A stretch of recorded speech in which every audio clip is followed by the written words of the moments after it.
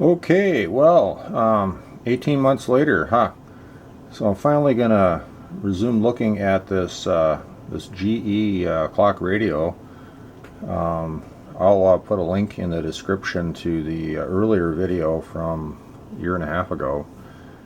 And in that video, we went through some troubleshooting on this and got stopped by the fact that one of the tubes has an open filament. And at the time, I didn't want to go digging through some stash of tubes that I have. So yesterday, I went and found a couple crates or boxes of mostly used tubes that I have, and in a few minutes we'll go digging through those to see if we can find the target tube. I need a 35W4 on this to continue troubleshooting, or maybe it just works. So I'm gonna go out and we'll dig through that tube stash and see what we can find, and hopefully we're lucky on that one.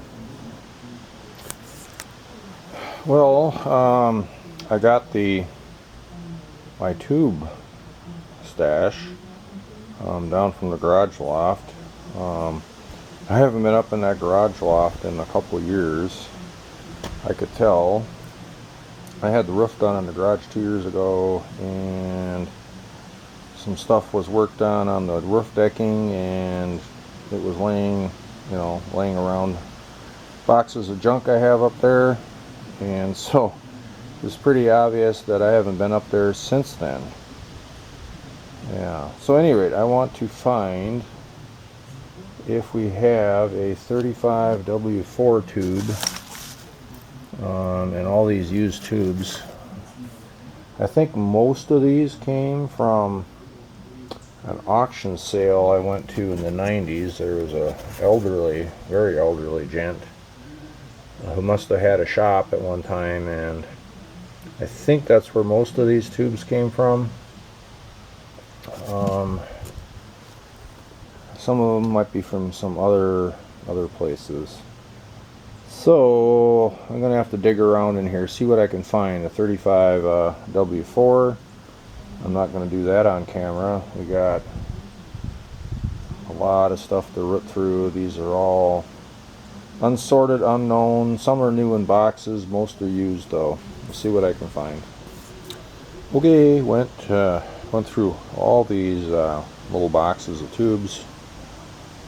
Those box, that box. Went through it all. I hopefully got lucky. Let's see here. I found. So these ones over here are actually the 50C5, which I don't need one of those for the radio, but that's what it has. Those in it. So there's 3 of those, and I did find 3 of these 35W4s. And obviously all of these are used, and the question is, were they good used ones or bad? Don't know until I try testing them. Hopefully we got a usable one in this grouping. Yeah, so we got an RCA, a tongue saw, and what's this other one? Whatever it was that's rubbed off, it looks like it might have been the same as this other one, as a tongue saw. Anyway, I also found a couple of lost tools. So here we got this rubber thing, and I think this is for you stick this over a hot tube when you're servicing it, and then you can pull it out so you don't burn your hand. And it looks like it has a big end and a little end for that.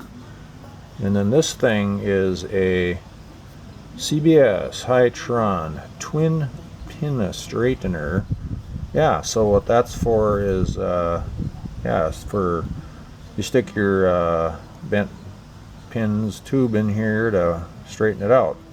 Now I noticed the tube tester I have has got a couple of little spots that are for the same purpose. But this is like machined metal one here. Kind of cool.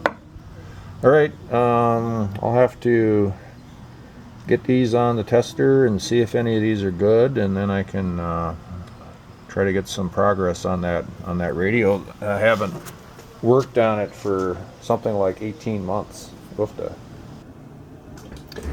Oh, I got the Sencor Mighty Mite out again, and I got the first of the three 35W4s in here. Unknown used tubes that came with a stash of stuff I bought at an auction in the 90s. Never looked at most of it. So let's try emissions this time. And we'll see if we get different results from that bad tube that was in the radio. Oh yeah. Oh, that looks good. Good emissions. Yeah, and she's glowing in here. See the little glow? Yeah. I think grid leakage is good. Is it good? It's changing. It's wavering around.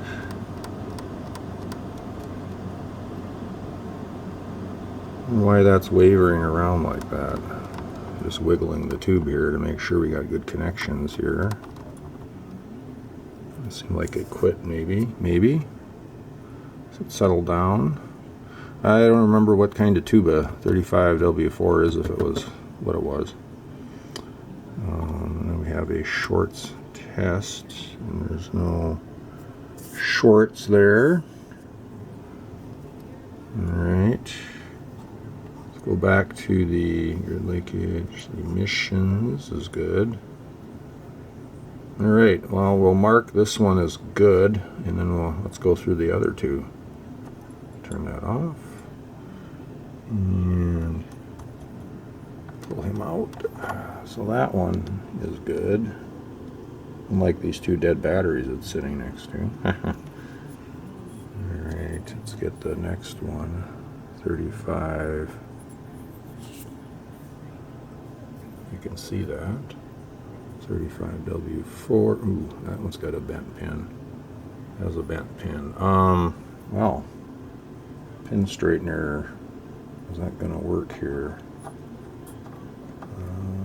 Or do I need to use a needle to nose here? Did that actually work? It did. Yay. Alright, let's put that in there.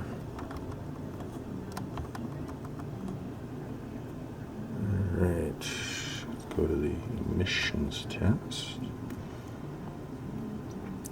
And I can't see if this one's glowing or not. Nope, she's good, I think. Yeah. Yay again. Sure. And then we'll go to the grid leakage, which is jumping around like the other one. No, it's good. No, it's bad. What is it?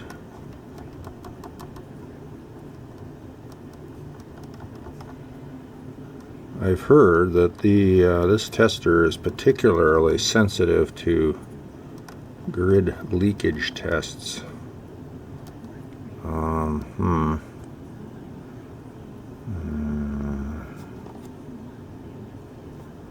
Short indicator. So now it says good on the grid leakage. Go back to emissions.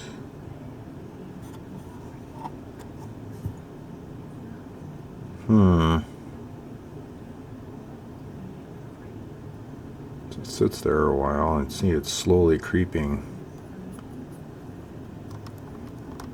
I don't know. Yeah. Alright. emissions. That off. Let's pull him out. Boy, these got pretty warm. Put that over here. And good. Well, these are really grimy. Pins are not bent on that one either. So let's see here.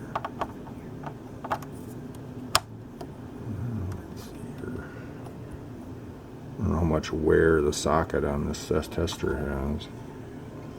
I actually have another one of these Sencor Mighty Mites, but it's a newer than this one, and it came with the same auction stuff that the Tube Stash did, and it's really grimy and looks like it's had a lot of use, and probably should go through it. Don't need two tube testers the same. Two tube testers the same. So that one, I should find a new home for it if it is workable or fixable.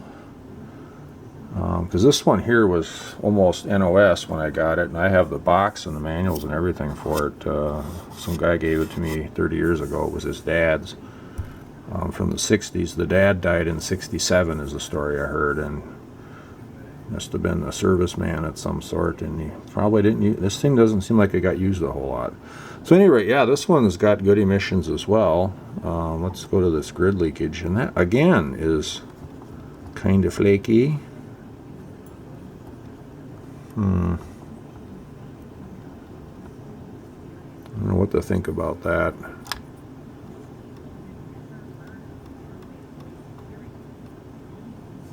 Go to the shorts test. Go back to the leakage test, and it still says bad.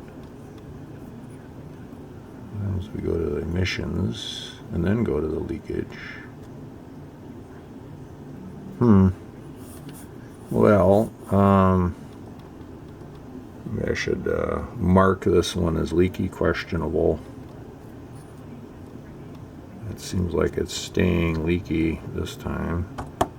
Ooh, look at that. And then I tap it, and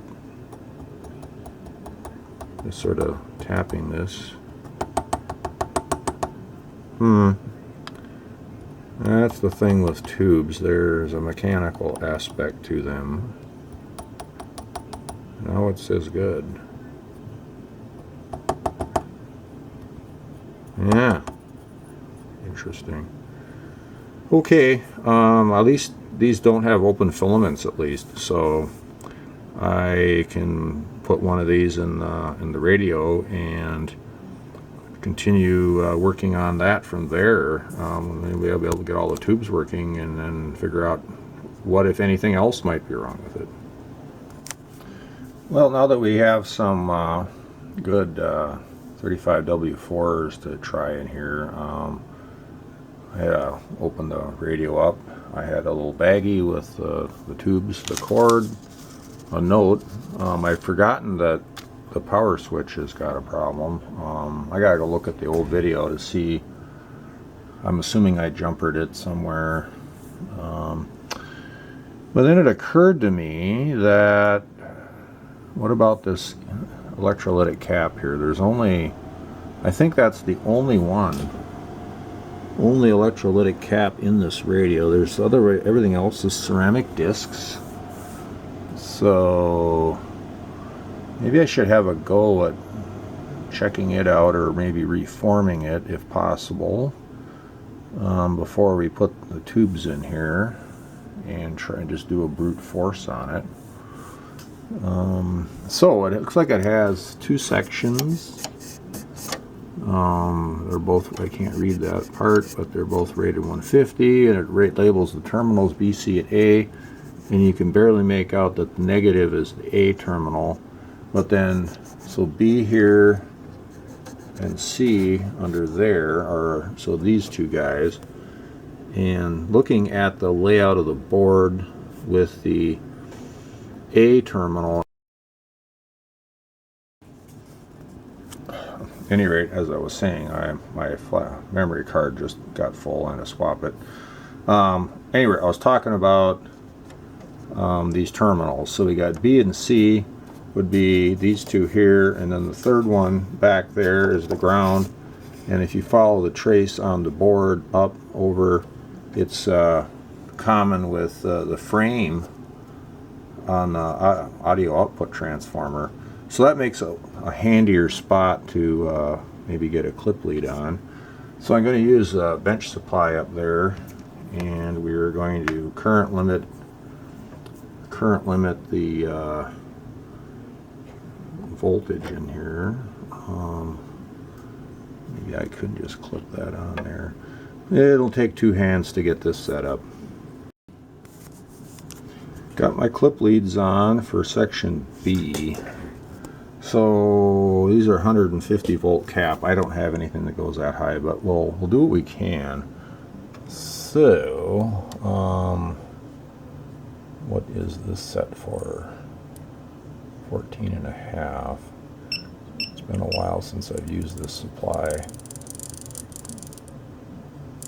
I'll just max it out, and then the current, we'll set it for a low current, oh no, I don't want an amp. We are on,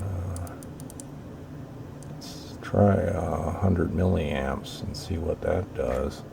So now when I turn that on, it's going to try to charge it to 60 volts, limiting our current to 100 milliamps. So let's see what happens here.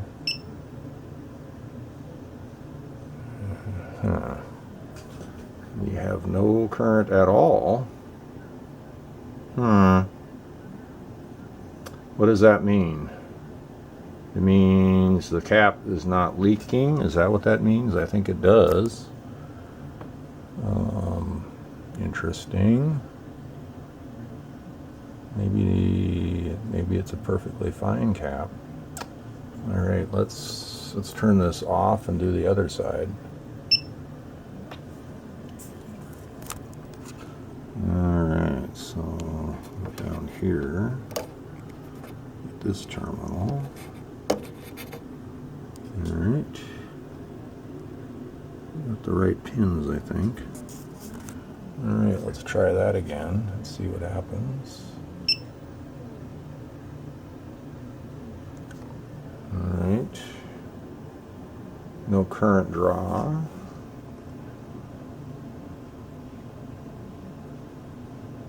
Yeah, so let's do this. I'm gonna shut that off, and then we're going to set the current limit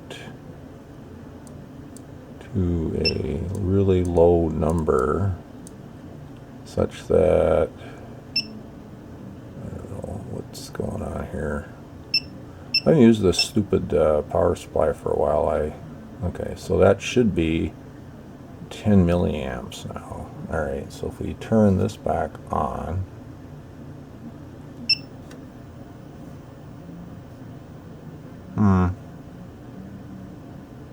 still no measured current there. Well, I mean, it should go to 0 as the cap charges up. I was looking for, can we see the current starting off at a higher value and then dropping to 0 over a short period of time. That was the goal with it. So if I have a very low current limit, it would take longer for that to happen, and maybe we'd see it happening. Okay, so nothing is happening here. Let's shut this off. Maybe our cap is fine. That would be nice, wouldn't it?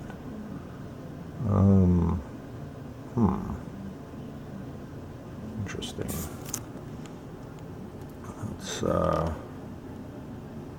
take the clip lead off. Does that immediately go to 0? I don't know. Let's get a meter out and see if it measures any capacitance on this. I gotta go get it. Well, got the Agilent meter there and did a ohms test too, and they're not shorted. Obviously, there wasn't any current from the supply. It wouldn't didn't want to measure the capacitance very well. It started off with like values in the tens of nanofarads. I got the little mirror out here, and near as I can figure, one side of this is 75 microfarad and the other one's 30. And maybe that meter just won't measure a cap that size. What's this one I have laying here on my bench? What is this? 1200 microfarad. No, that's really pretty good size. But maybe I have something of a similar value. I'm sure I have something of a similar value kicking around. Okay, so maybe the next thing to do is figure out what I had to do to jumper that power switch, and let's put the tubes in and let it see what happens. Definitely they're not shorted. The cap, that is, cap's not shorted, and I kind of got the idea it's not open either, so yeah. Well, let's go from there. Figure out the power switch situation first, and then yeah. Alright, got the tubes in, which wasn't easy. I'd love to pull the circuit board out of here. It would have been a lot easier, but you cannot remove the knobs on this thing. I don't know if you can see it very well. Let me find something to point with. There is a push-on, like a push-on washer thing, and I'm assuming there's one on the volume control over here as well. So that when this thing was made, they pushed the knobs in, and then they pushed those one-way washers on there. There's no way to get them off. You'd have to mangle them off with something. So they put them on there, and then the housing would have had the knobs installed, and then they just, you know, pushed the board in there. Well, so ostensibly what you're supposed to do is just pull this board right out, but it's, you know, the shafts are probably a little corroded and they're stuck on the plastic, and I made some gentle pulls on it. It isn't coming off of there. If I actually have to get it off, I'm going to have to figure out, you know, some kind of prying tool to jam down in behind to try to work it off. These sockets are not great, especially these this one here. There's a couple of those that have this exposed pins on it. I think there was supposed to be a washer on them. I think the one down there has some kind of a washer to hold the pins in place, but they're kind of loose, so I don't know.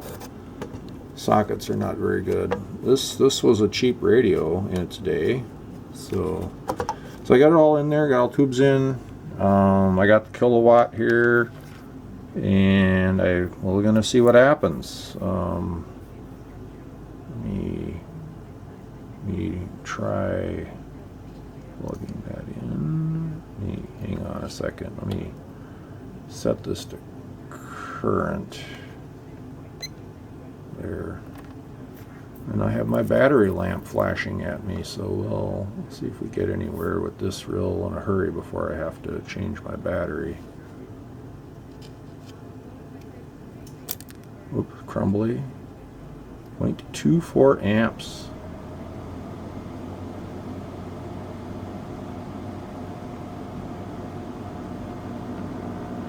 I hear a hum. There's a hum in the speaker. And I see at least one of my tubes blowing, so yeah, maybe that cap ain't so good after all. Well, maybe it's pretty much open. That might be the case. It's not shorted, it's just plain open. If that's true, that would explain this hum. Because I got the volume turned all the way down, I believe. Turn it up a little bit. Try tuning here.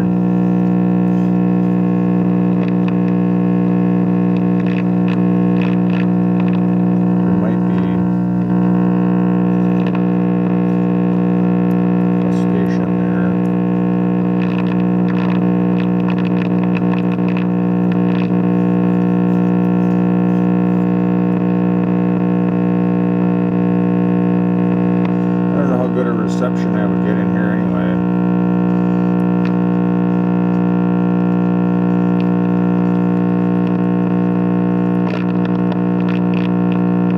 I get the idea that might be a voice.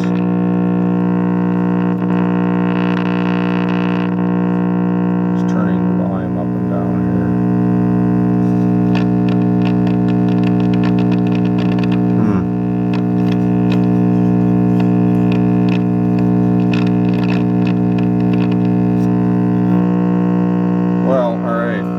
Not unexpected, if this filter cap is actually open, I'm going to have to address that, but first I'm going to put some fresh batteries in my camera.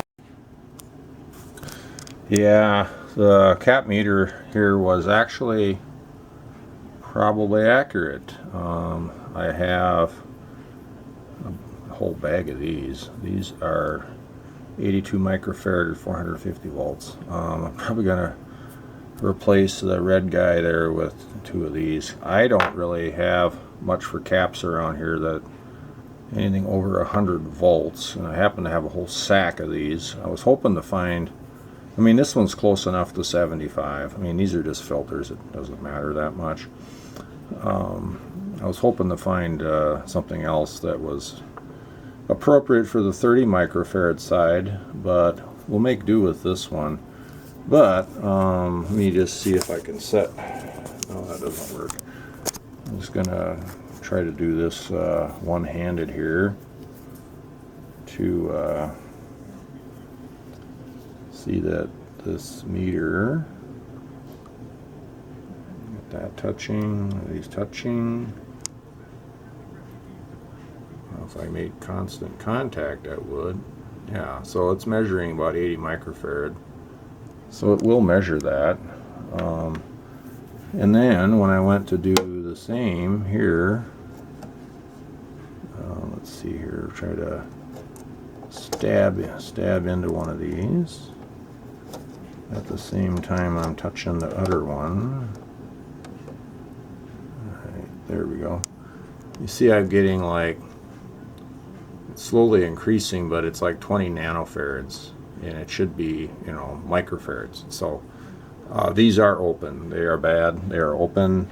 I think what I'll do is, since it's, I think I can get at it with a soldering iron, I'm just going to pull that cap out instead of just trying to bridge it in place, because that's, a lot of people do that and it can be done and works great until maybe the cap decides to short out.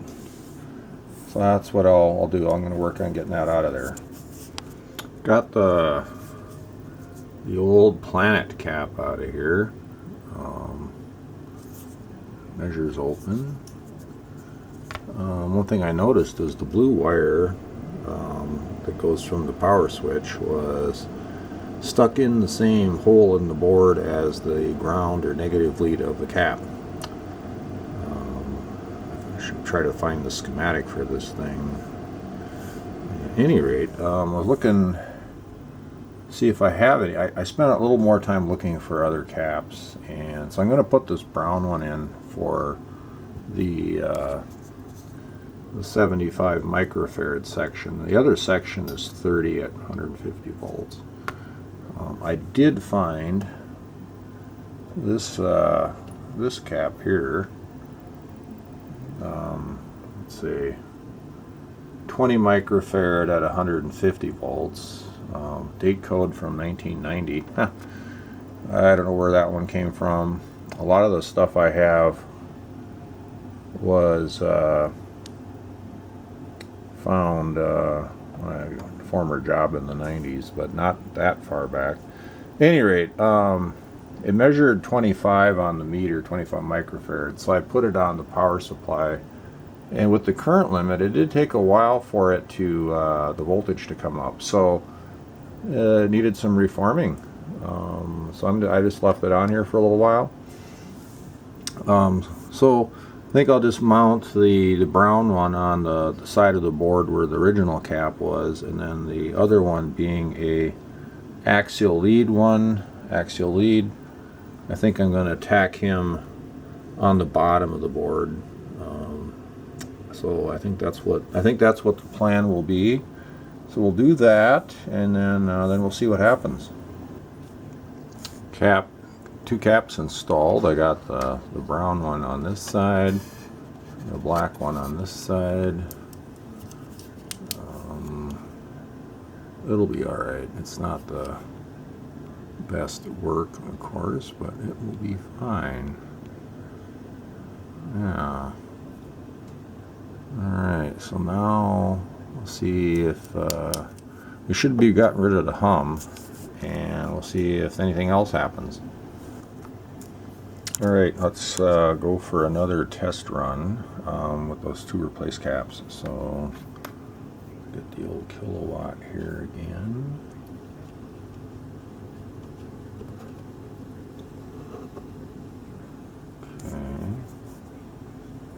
The same current we had before. Actually, I drew a little more for a while, probably charging them caps up, huh? Got some glowing here. Okay, we don't hear any hum this time.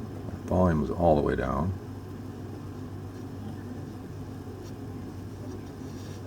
Turning the volume up. We got nothing. Oh, I hear something. Hear something. Current go up.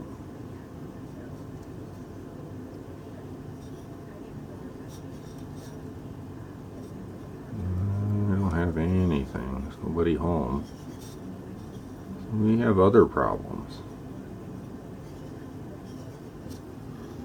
I think you hear some static or something. Yeah. Well, this is disappointing. Let's wiggle these a little bit.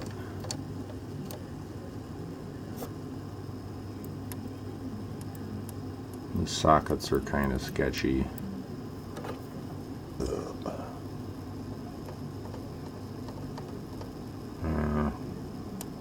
Whoop, whoop, whoop, whoop.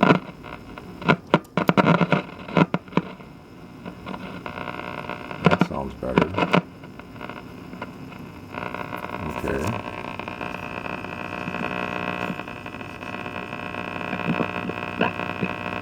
Okay. Here's one that I'm not sure is, so I want to check it with you. My mom used to take stop listening to that music. Okay, so you got some station here. Sounds kind of garbly though.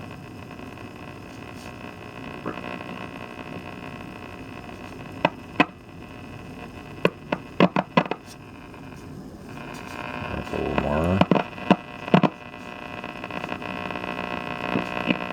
How loud those are. So it's their idea that he knows this stuff. Sounds very garbly. And then he sent emails to church leadership as pausing on the gun. And guess what? No.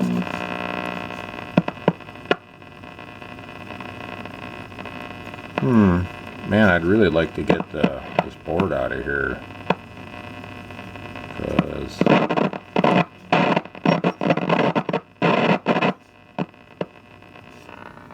drawing a little bit more current. Your bad habit yet? Hang on. Well, only that one station.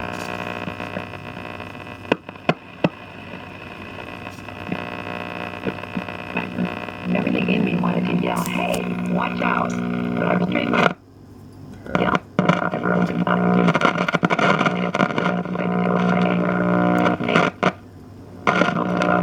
anger, while a natural function, Trying to wiggle that sketchy tube socket around. Be angry, but do not sin. So what happens in handle anger? This is a question I answered by short and easy book to read, Breaking Free from Anger and Unforgiveness. That small book has sold over 130,000 copies because how practical and helpful it is to everyday Well, living. So if you want to be angry but not we have sin, made some practice what progress Scripture here. teaches. Breaking Free from Anger and Unforgiveness is available on my website, drlindaminzel.com. Why would it have and a online where books are garbly sold. sound on the audio? Did you know you have a conflict style? Should be Are you a hum conflict per se, avoider? is it? Maybe you don't avoid, but instead react intensely. Or perhaps you are a great negotiator. Dr. Linda Mental offers a free conflict quiz when you visit her website. Yeah.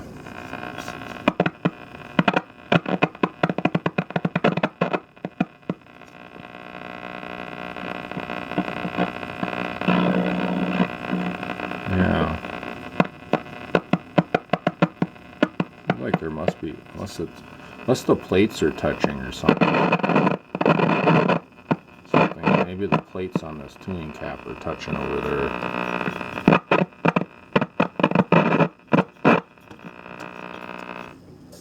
Alright, let me tip this down here.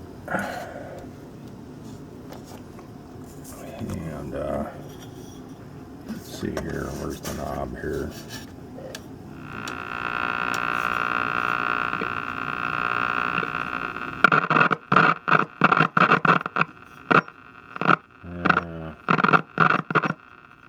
I think I'm going to have to work on somehow getting the circuit board out of here to troubleshoot it, because there's no way to practically dig around in there.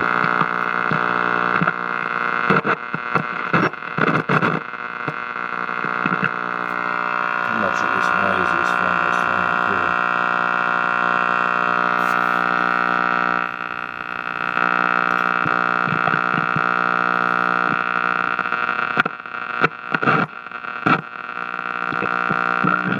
So over time, you will do that behavior without even thinking about it. Oh, this You're sounds building a awful. new healthy habit by associating it with something daily.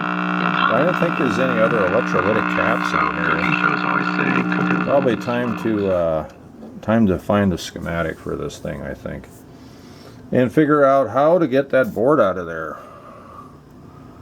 Because if I have to troubleshoot